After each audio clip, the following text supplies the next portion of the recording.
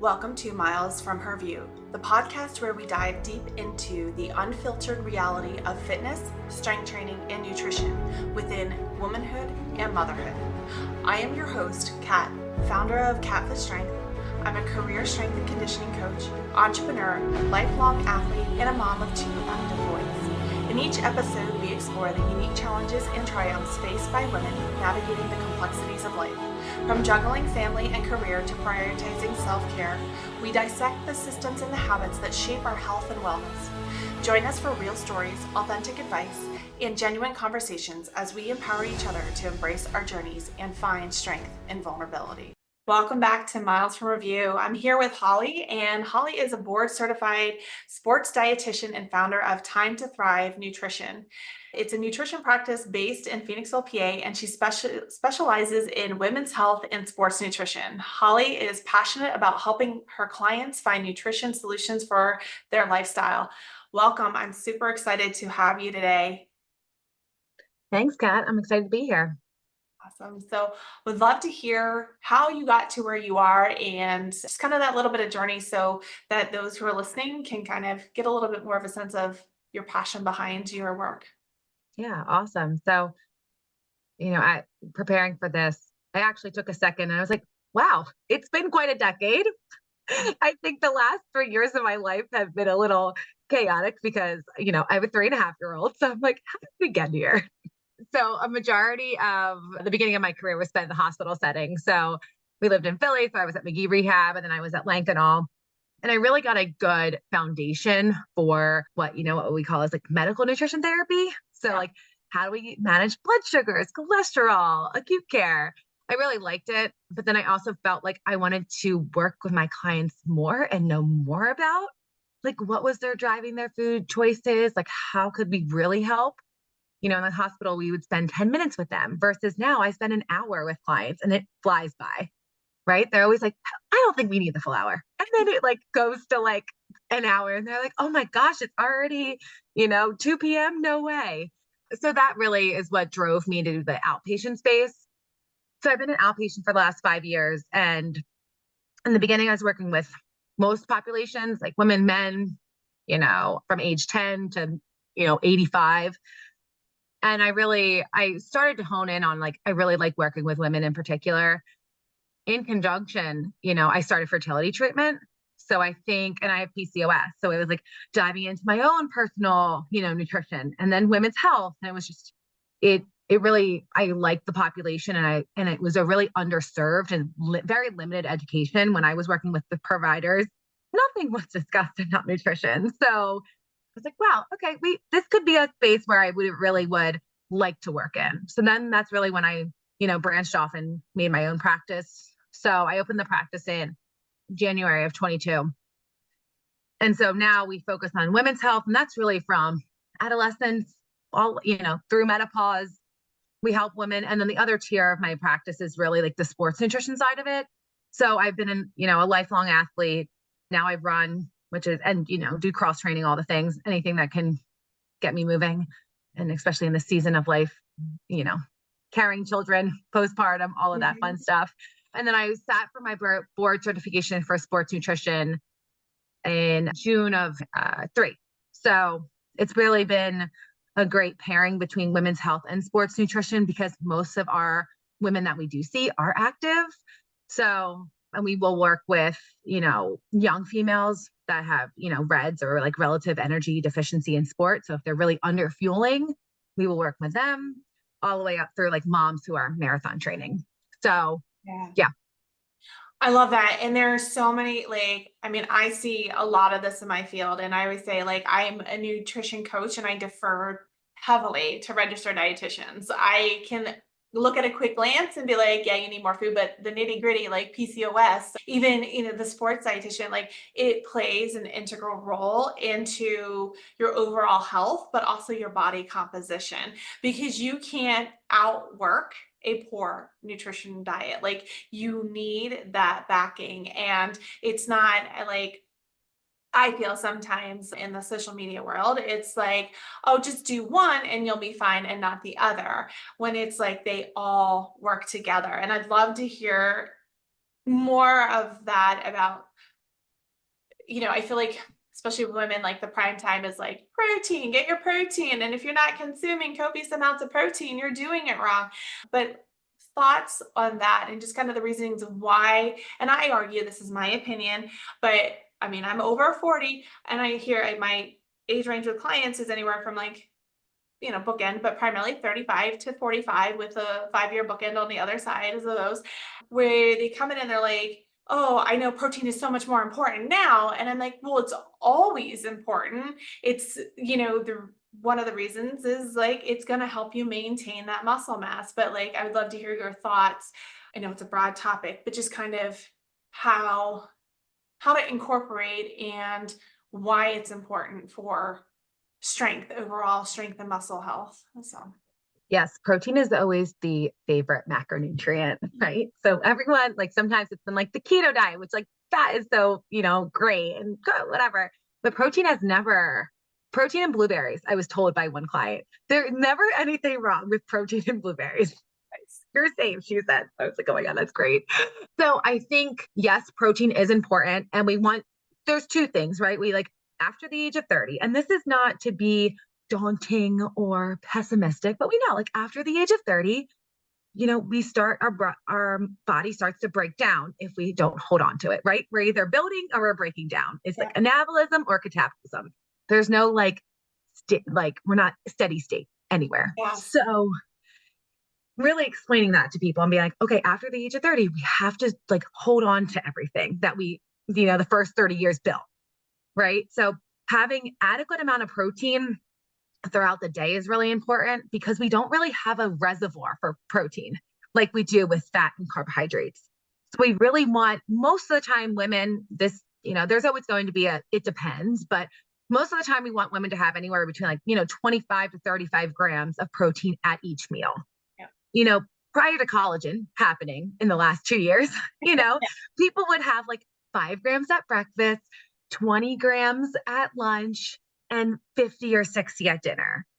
So if we could just try to even consumption out throughout the day, and for, women who are active, really making sure we consume enough before, during, and after, the workout is really, really important. If we see people who want to have like body composition changes, right?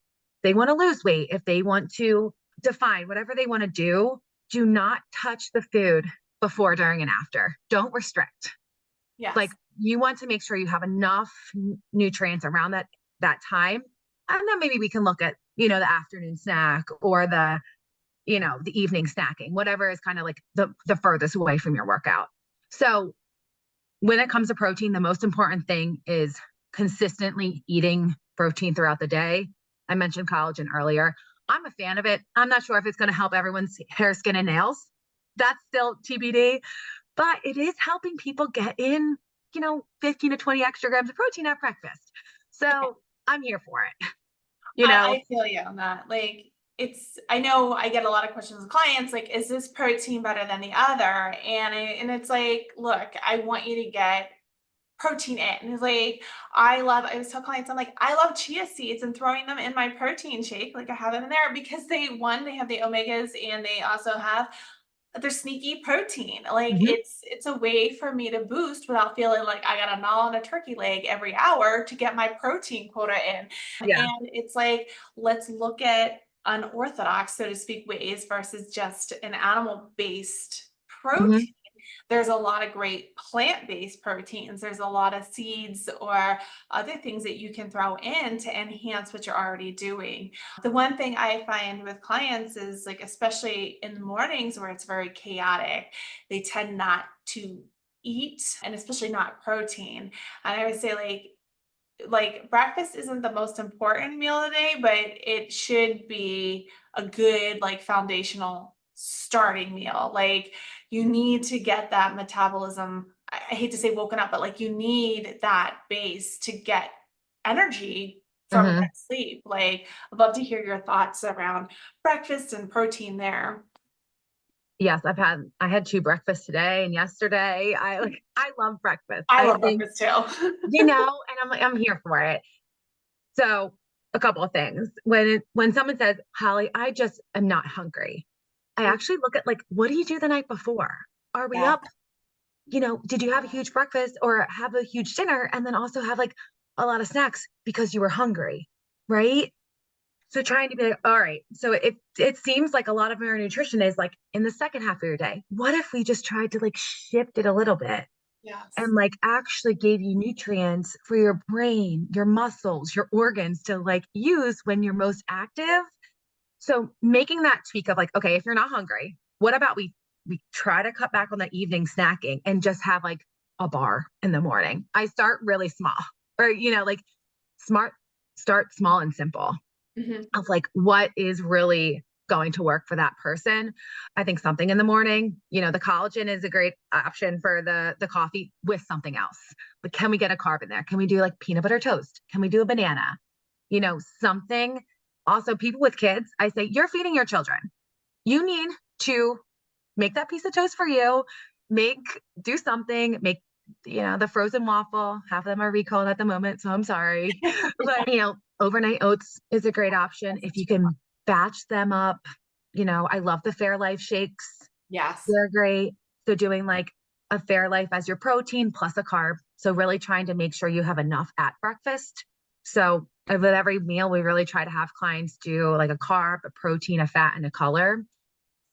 For people who don't eat breakfast at all, I'm not going to have them do all four parts. That's like, that feels overwhelming. So starting with something to like, because you're totally right. Like, we have to like start our GI system. Yeah. We have to start it, or else people get really hungry come 4 p.m. Yes. Yeah. And that's what I find with like clients. I say, I'm like, no one's doing it completely wrong.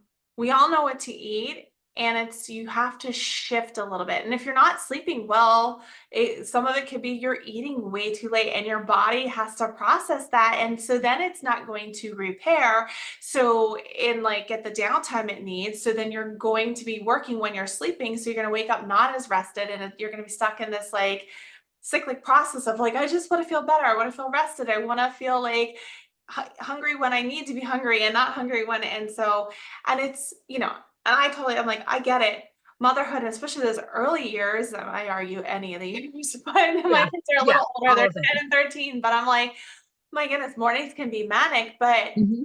like the overnight oats. And I find for myself, breakfast is one of the easiest things to batch cook and have on hand. And you don't have to start doing all 5 meals, but just do one, or look at what are your busiest mornings. And just like you said, a bar or the Fairlife shakes are great, and they have that great protein. And I like them because they have that uptick. I'm a big chocolate person. So like I can have a chocolate one of those and be like, I got Mhm. chocolate in the morning. This is great. Yep. And it actually tastes good. It tastes like Yes. real Yes. chocolate Yes. versus like Chunky. Orgain's Like, chocolate is not yeah. as good. Yeah. Yeah. So that's where it's like it's exciting. Another thing, keeping with the morning theme a little bit, eating. So some of my clients and myself, I'm a morning workouter. Hmm. Um, can you speak to the importance of kind of eating a little bit or around workouts? Like, okay, you're already getting up early, kind of how nutrition can play a role in helping workouts in that way. So, Yeah. So for those morning exercisers, finding something that works for you. Like my favorite is a banana. Like we don't have to go like, and you can do half of banana. The yeah. idea is we want to have something that is easy to digest so our body can take those carbohydrates, digest it, absorb it, and then that glucose can be energy for our workout. So it doesn't have to be anything big. You don't have to toast anything. I used to do like peanut butter crackers, like the 4-pack, eat them on the way to the gym, right?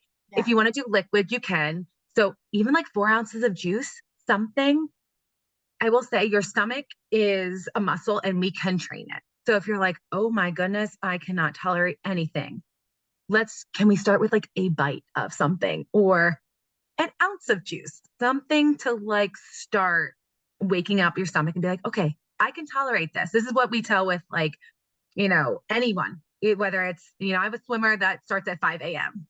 So we're like, okay, what are we doing there? So it's just a little bit that we can start training the stomach. The other thing is like an applesauce pouch can Yeah. be really great. And easy, very easy to digest and absorb. So the idea is, yeah, we have stored glucose in glycogen, but our body doesn't like to tap into that, right? We want to try to use our blood glucose or blood sugar. So the idea is we get that from food and digestion and absorption. So trying to start small, having something would be my recommendation, and see how you feel. Yeah, I like that. And I love what you said there is like the stomach is a muscle and you can train it. And I definitely know like firsthand there because I'm an endurance athlete. I run ultra marathons. And when I kind of crossed over to that side, it was like, oh, I have to eat while running. Oh my goodness, no way. Like that sounds horrifying. And as I've progressed, I'm now able to take in high calories in an hour, high carbs, proteins, and like, I see much better results. I recover better. I don't bonk. I'm not like having these massive energy dips. And the hard work and the training that I'm putting in is actually working because it all works together. So it's like I'm feeling better. And then, especially like with the miles and the strength training, it's like I still have life outside. So I'm not finishing a hard workout or a longer run and being like, oh my goodness, now I need to nap for ever because my body has no energy. Because essentially, I mean, like, and you know this, but I'm gonna say this, like the definition of calories is energy. Like we need Yeah. energy to like move our bodies, to think, to like, do that. So it's like looking at that, you're going to get much more out of your workouts if you have that little bit and sustain when you go into work. Because I do hear from clients that are like, well, I'm crashing when I get to work. And it's like, well, are you eating after? Well, it was a rush. Well, how do we set yourself up for success that you have something, because I mean, I love food. So I'm like, I'm going to have food around me, Mhm. but it's like, that's going to help you sustain. So you have that energy balance there. So, And I think sometimes if people are a little resistant, this is also where like the nutrition counseling comes into piece. yeah. Because I'm like, are you afraid of eating? Is it more from like, oh, I want my body to, like tap into its fat stores? I'm like, because physiologically, that's not what it's going to do. It's going to tap into your glucose stores.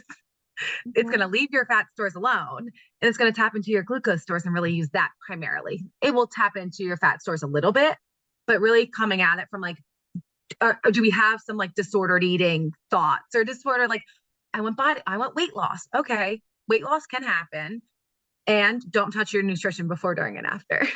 Yeah.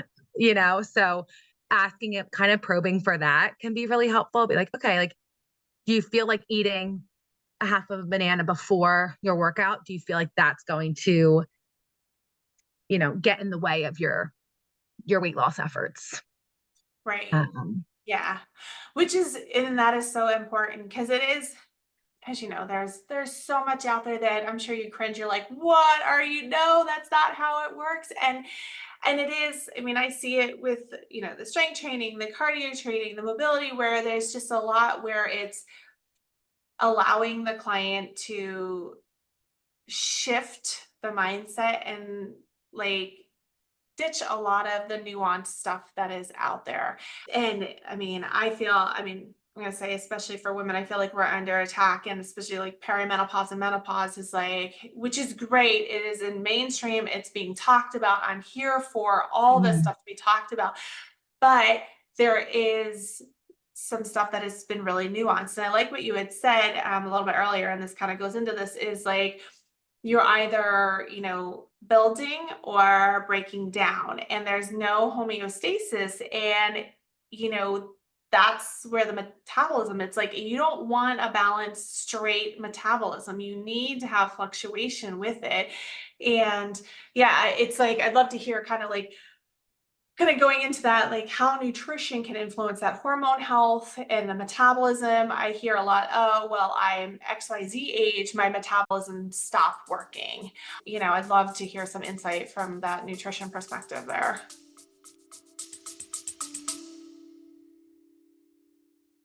Are you curious about CatFit Strength? Well, CatFit Strength is designed to help you achieve your fitness goals with confidence and clarity. Whether you're a busy mom juggling multiple responsibilities, a woman navigating unique challenges of prenatal, postpartum, or perimenopause, or an athlete looking to enhance your performance, CatFit Strength has you covered. Let's get down to it. CatFit Strength offers personalized programs tailored to your unique needs, goals, and ensuring you get the most out of every workout. Expert guidance provided for you with the understanding of the importance of balancing strength training, cardio, and mobility. Flexible workouts designed to fit into your busy schedule, whether you're at home or at the gym or on the go. So why choose CatFit Strength? I believe in creating sustainable fitness habits that adapt to your lifestyle. I focus on helping you lift effectively, move better, and feel stronger every day. Plus, emphasis is on realistic goal setting, celebrating every win, and helping you stay motivated and inspired.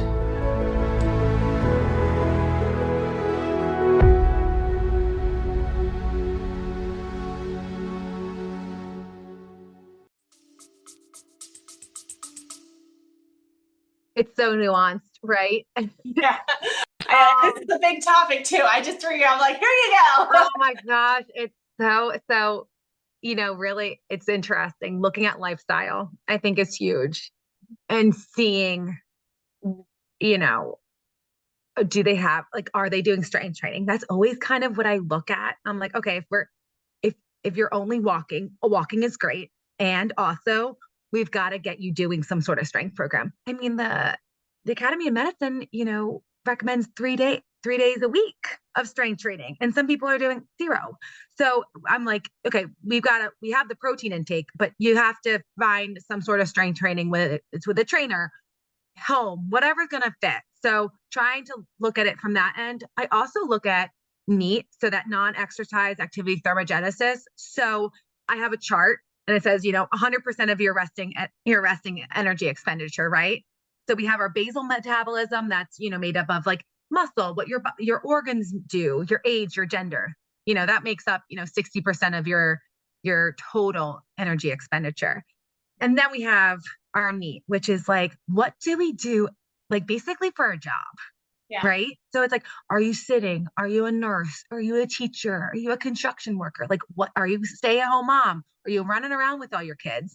Because I know I'm much more active on the days that I'm home with my kids versus when I'm working with clients. Right. So saying like, what does your day-to-day step count look like in that? And then exercise is like the top. It's really like the 10% for most people, for the endurance athletes, it will be more.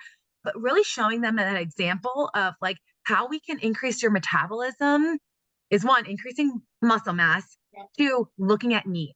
So what do we do? Can we get up and walk for 10 minutes? Yeah. Like, can we get some sort of movement? And that can help with boosting metabolism. And then looking at exercise. Now, when we look at the food aspect of it, really trying to say to them, we have to eat consistently throughout the day.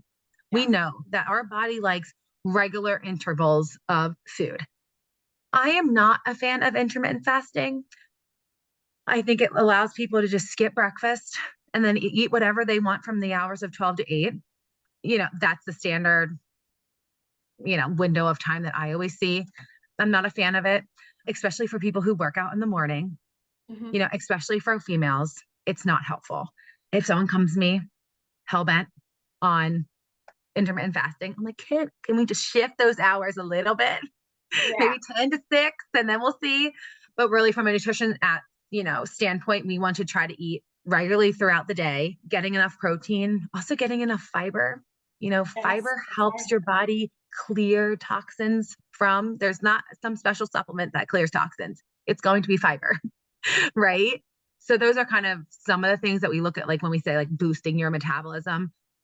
I really look at whole foods. We don't use any supplements, especially any of like the metabolism boosting supplements, because they're just really not validated or research backed. Yeah. Yeah. We're not fans of them.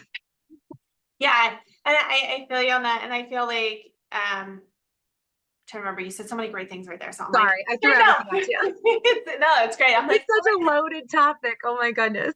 I know, and I threw that at you, and it is, and there's so much right now that is out there, and I feel, I honestly, like, I get caught up in it, and like, I know the Mhm. science, and it's like, I get like, oh wait, maybe I should, and I'm like, stop the like scroll, and it's super easy because like an influencer makes it super flashy, and this, different things, and I get it from the lens of my clients because they want the relief, they want to see the change, and it takes time, and that's the Mhm. frustrating thing. But to your point with intermittent fasting, I try and explain that like we all have a fast because we don't eat while we sleep. And at some point at the end of the night, you stop eating and then you don't resume until you put that, I'm going to just use food as an example because I know if you put something in your coffee, like a creamer, yes, you're kicking off but like it's like there is that window. So everybody does have a fast, but when you take it to the extremes, that it's like it can set you up for failure and work against the goals that you want. And that part, I'm like, oh, let's just shift it like a little bit, or let's look at like you need food. If you're bonking or in that, Yeah. like you said, that 12 to 8 window, you're just eating everything because you're so hungry and you force that. Well, that's a bit of a dysregulation with your body. Your body's telling Mhm. you that it needs a better balance right now. It's so, Yeah. um, I will always say, like, the literature that, intermittent fasting has been used for longevity. It has not been used for weight management. And that's a lot of times people come wanting weight loss with intermittent fasting, but really it's calorie deficit that has been shown to be yes. effective. It's not the duration of time. It's really the intermittent fasting has been shown in the longevity population for like, and it's 12 to 14 hours, with the one study showed 9 hours was beneficial for longevity. So when we think about longevity, then when we're not eating, our body's able to digest and rest and do other like cell processes and turnover. So then for longevity purposes, right? Versus like eating around the clock or like, so yeah, coming at them, we're like, okay, where are we? Can we do 12 hours of fasting or, you know, 14, but just like in a normal time period or normal times of the day. Yeah. And the other thing, I love what you said there is because it is a caloric deficit for weight loss, but sometimes it's not addressed. Like the caloric deficit is going to look different for each person. Yeah. And that's where, I always tell my clients, I'm like, you need to work with a registered dietitian that is going to do a deeper dive to understand your each person has a unique, like I'm going to use a fingerprint of calories they need and your lifestyle, like all the things you said that go into metabolism. So you can read, I'm going to say in a magazine or hear from an influencer that like, oh, cut your calories by 500 and you're going to be in deficit. No, that could be detrimental to someone where Mm-hmm. you're going to wind up going the other way. And, cortisol is a big topic, but you're going to spike that cortisol level. You're going to be so going into that lower energy reserve that your body needs more, and you're going to work against yourself in that regard. So it's like there's no one specific number that's universal for everyone, and that's the thing that I know for my clients, I'm like, it's very bespoke. There are research backed methods that have not changed for a long time. We're discovering more to help women, like, with PCOS and with the perimenopause, with other, things, but it's like you need to work what's going to work for you. And, even if the number is, I'm just going to use 500, is going to get you in a calorie deficit, but you might need to work up to that to help for that. Cause it could be a quick drastic that it's too bold, that it's like feels too restrictive at first. So, Yeah. I always think about this like pendulum with clients, right? yeah. So if you restrict by 500 or 1,000, like sometimes like my fitness pal things or like lose it, I'll hear what people are doing. I'm like, holy smokes, that's like Yeah. 3 meals like that you're restricting, it's so much.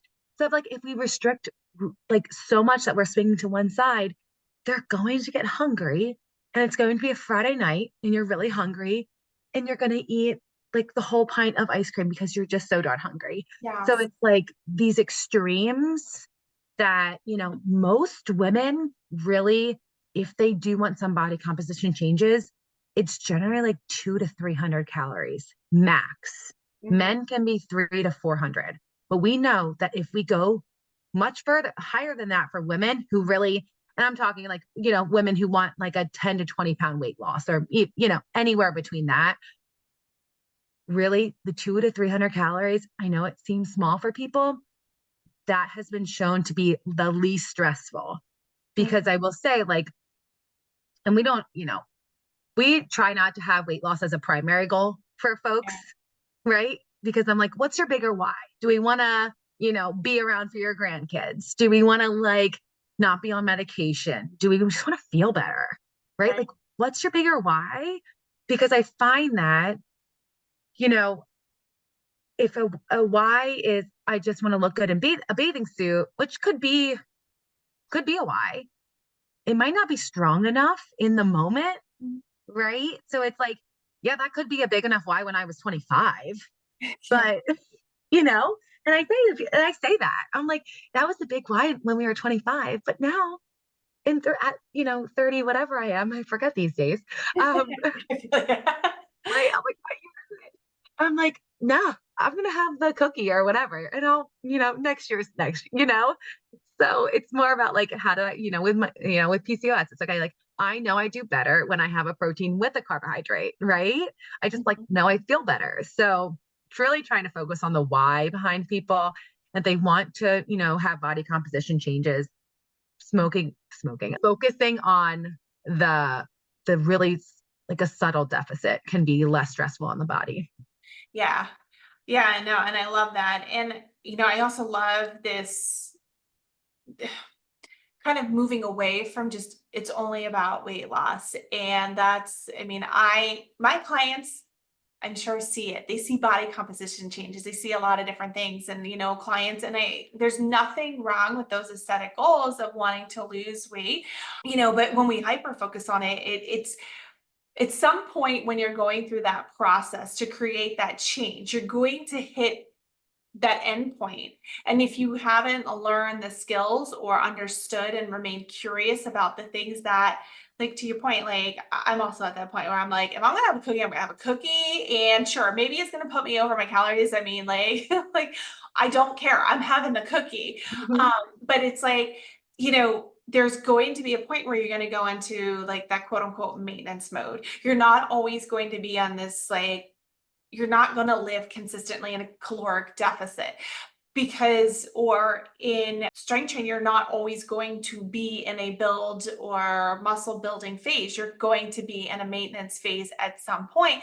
And so the other thing is the body also adapts too. So you can't think, oh, I have to keep cutting calories because then you're going to be down to zero. But it's like you have to know there's going to be adapting and you want to be able to maintain when you hit a certain weight or that whatever it is, that's where it's like the maintenance is. But if you don't know how you got there because it was so drastic and you're white knuckling it, it's not going to be lasting long. And if you are white knuckling it and really stressed, it's probably too extreme of a goal for you.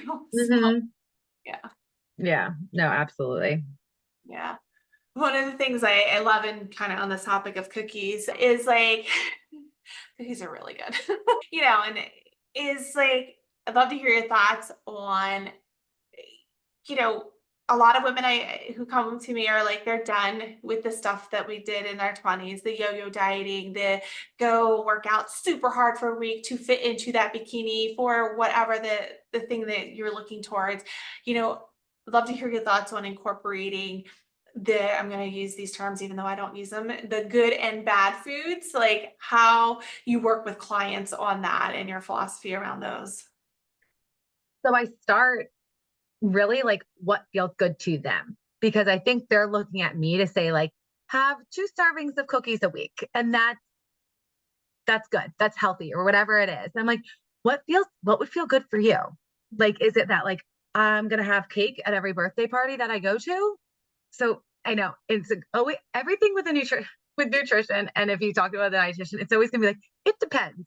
But I really start there. I'm like, what feels good for you? Do you want to feel for people who have like a history of disordered eating or like who's extreme diets in their 20s, or if they, grew up with a parent on Weight Watchers, like, are they always counting points? Like, where do you want to just feel comfortable around food? And then we have to like, or desserts, we have to like kind of like desensitize them to those things.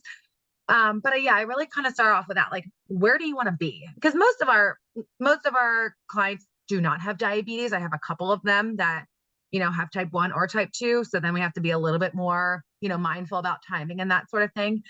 But really starting with that, like what feels good for you and like what is going to also help you meet your goals too. Yeah. And I like that. I like that question because I feel like it's,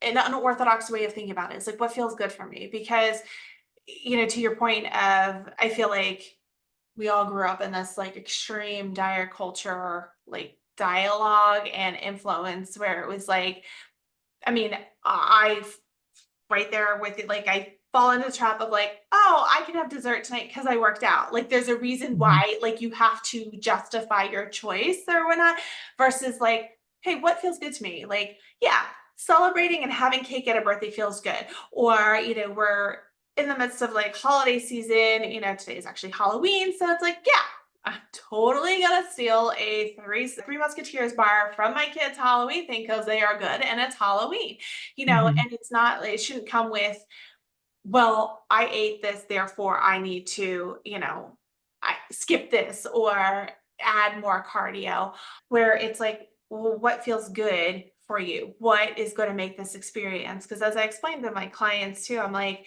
you were on this face of the earth for such a short time and you want to enjoy and not look back. And especially around holiday times in my family, we have a lot of traditional dishes. And it's like, I want to know that I enjoy those dishes. And there's Mhm. ways to enjoy them without, I'm going to say, going off the rails or sabotaging your goals. You can enjoy foods, you can enjoy workouts, or with my clients, like I'm prepping them for the holiday season, maybe we don't schedule workouts. And that's okay because that's part of your plan. It's when we feel this like, I have to be all or nothing is when it's like it gets that friction builds of like Mhm. shame and guilt. And that's not a way to live. I don't want to live like that. And I don't want No, and clients to. right, and I think it's when we classify, when we say like, "Oh, this is what I should do or what I shouldn't do," right? And you say like, "Don't judge yourself." Like, Yeah. what do you want to do? Like, do you want to eat a whole bag of, M&Ms? That probably wouldn't feel good anyway. But go ahead, right? Yeah. There is like when we when clients do really fear foods, we don't do eating disorders. Like I refer to a dietitian for that, but like there is this line, especially in, athletes, whether we're talking a 15-year-old or for, I have a, 53-year-old client who was a cross country runner and now is a runner. And she has some disordered thoughts for, 30 plus years. Right. So it's like, all right, let's have ice cream, a half a cup of ice cream every night for 2 weeks. Yeah. And once they get to that fifth day, I'm good. Right. Yeah. So it's really kind of like taking the emotions out of like, but like not judging ourselves, right? Where Yeah. it's like, yes, you can have like social food around like holidays and stuff, and it's joyful, but like stop, putting yourself in a box and judging yourself Mhm. because that's where it's not the like the action, like it's not eating the cookie or eating the ice cream. Then we feel guilty, and then the rest, like then people do other things, like self sabotage, right? So it's just like, Right. yeah, like let's just kind of like take the let's not think too much about the treat. Just have the Halloween candy and move on, right? Like Yeah. act like our kids do, I right? know. Yeah. Like they don't they don't think like that. Like I just love watching my 3-year old. Like, yes, she loves candy, but like she won't finish it or she'll forget about it. And I was like, oh, we all need to be like that, you know? Yeah. I love them. I don't know if you ever watched Ted Lasso, but there's a line on there, be like a goldfish. They forget in 10 seconds. Mhm. Just like, Right. it's just, it is what it is. It's like, Exactly. yeah. And it is, like I was of the mindset with my kids, and again, tonight's Halloween, is like, you can have however many pieces of candy you want tonight. Because I know they're not going to overeat. There was Hmm. one Halloween where my one child did, and he's like, that made me feel really bad. I'm never going to do that. I said, brilliant. You learned something. That's huge. You like decoded that. That's awesome. Right. And so now he's like, oh, I'll have three pieces and I'm good. And then, Hmm. you know, they'll have a piece of candy or 2 pieces of candy a day for the next week, and then they'll forget about the candy. I'll forget there's candy in the pantry, and like Uh-huh. springtime, I'm like, oh, where's this from? Yes. So, and it's like, I love what you said. It's like putting yourself in that box and just really restricting magnifies. And I say when we do that, like our inner toddler comes out, we want it even more. Where if we just be kind to ourselves and just enjoy and forget, it's fine because, you know, you can have a healthy nutrition profile, you can have a great workout routine without perfection. And if it required perfection, there'd be probably very few people on this face of the earth that would be fit and healthy. Like, Hmm. we're not all going to be able to do it perfectly, and nor should we. No, I Yeah. listened to your podcast yesterday on the like decision fatigue, and we use a couple similar analogies or sayings or like perfection is a moving target, like progress over perfection, like let's just try to do like one thing differently or in your mind like better, just like one day at a time. Then like Yeah. trying to be perfect is just not happening. Like Yeah. Oh, yeah. And especially when I always say like the beginning with parenting, you're in the thick of it. I remember it so well is, you know, just the smallest improvement. It may feel like nothing, but it's going to be something. And, I would say, I'm like, if you can do 5 squats, that's 5 more. Like, right. it to your point, like if the Fairlife shakes are the things that are going to help get you that protein in the morning, that's huge. It's better than not doing. Hmm. And know that that season is going to change. Like the kids are going to get older. You're going to be more rested, but it's when we sit here and be like, well, if I can't batch cook for the whole week, or if I can't meal plan for the whole week, then we're going to live in this chaotic pattern. And it's like, no, little by little is how you're going to build it. And it's going to, I mean, I was the big perfection seeker too. I was like, I should be able to meal prep every single meal. And it was not real, it was not realistic. And I tried Right. and I failed miserably. But yeah, it's like having that compassion towards yourself and owning it. And that's why I think it's really great for women to work with individuals like yourself that are going to be able to break it down and humanize it like for on their level and meet them where they're at, because it can feel very impossible in this era of the fitness influencer, the nutrition influencer, or just the influencers on social media. I always say anyone can make anything look good for a 10-second reel. I mean, anyone can make anything look good. Hmm. So, and it's just not realistic. Right. Oh, 1,000%. Yeah. Um, there's so much more I want to get to, and we will have to have you back because I'm like, oh my goodness, we have to cover this, and we need to get this in here, and we need it. But where can people find you? Where can they follow you? Where can they? I know you said you're in Phoenix, so I will ask this one question: do you work with clients virtually? Or Oh, yes. I say that is the one silver lining of the pandemic. We are an insurance-based practice. So insurance now covers telehealth. So we see 50% come in person, 50% are probably virtual. And we also do like hybrid. I'm like, if you can come in, meet us once, great. If you decide 10 minutes before your visit that you can't come in, great. Okay, we'll switch to virtual. So we're pretty flexible on that. And yes, so we're in Phoenixville. We just moved from Harleysville. You can find us at time to thrive-nutrition.com. And then on Instagram, we're Time to Thrive Nutrition. So it's myself and Shelby. She's also a board certified sports dietitian. okay, that is awesome. Definitely follow them, look it up. And it's such a like I love that you said you take health insurance because that is so useful. And I love that. I love when I saw that change that health insurance now covers virtual for Mhm. dietitians. I'm like, it's just the way of the world. Like Yeah. you need that. But this was so great. And like I said, we will have you back in the future because there's more topics we need to cover. Oh, yeah. It's been so fun. Thanks, Kat. You're welcome. Thank you for joining me on another episode of Miles from Her View. Your support means the world to me, and I truly appreciate you being a part of our community. If you found today's episode helpful and want to stay informed about all things CatFit Strength, make sure to subscribe to our weekly newsletter. You'll receive exclusive insights, tips, and updates straight to your inbox.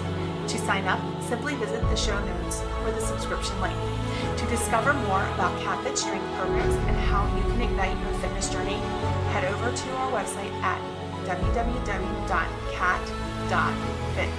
There you'll find everything you need to invigorate your path to strength and resilience. Once again, thank you for tuning in, and I can't wait to connect with you in our upcoming episodes. Take care, and remember, act to take the next step.